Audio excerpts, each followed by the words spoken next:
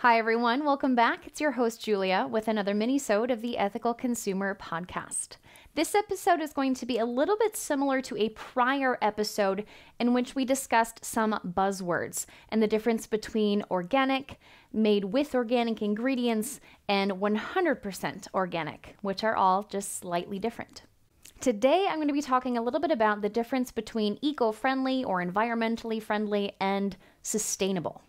Now, I am 100% guilty of using these two things interchangeably, as I think a lot of people are, and usually when we pick one or the other, we're just trying to say that it's a good product, it's a good choice. And while both are great things, they are two different things.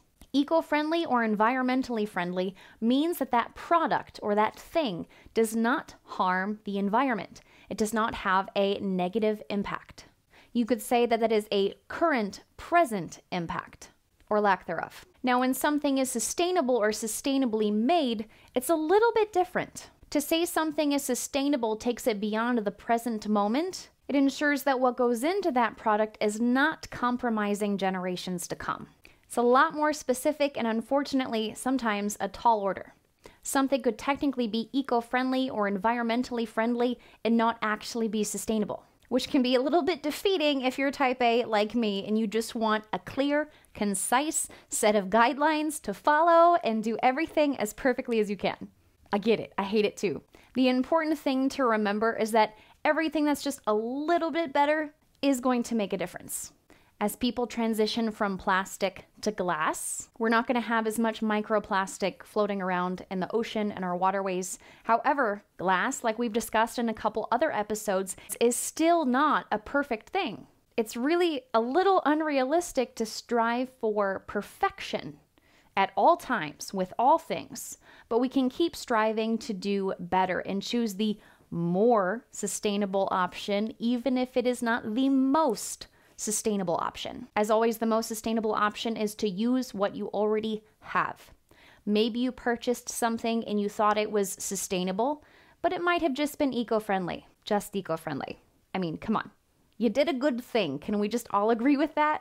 But maybe it doesn't check some of the check boxes that you didn't know about when you bought it, or you got a little greenwashed and you didn't realize what you were buying. That doesn't mean you need to throw that product away. It's still a perfectly good product, even if its end of life cycle is not as perfect as it could be. But you have it, so use it.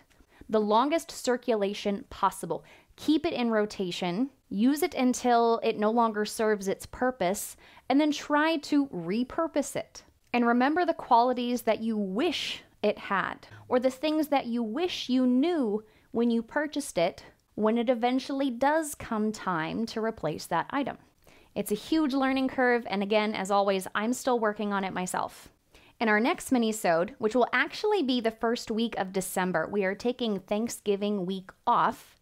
I will be discussing some difficulties, but also growing sources and opportunities in the world of recycling and composting.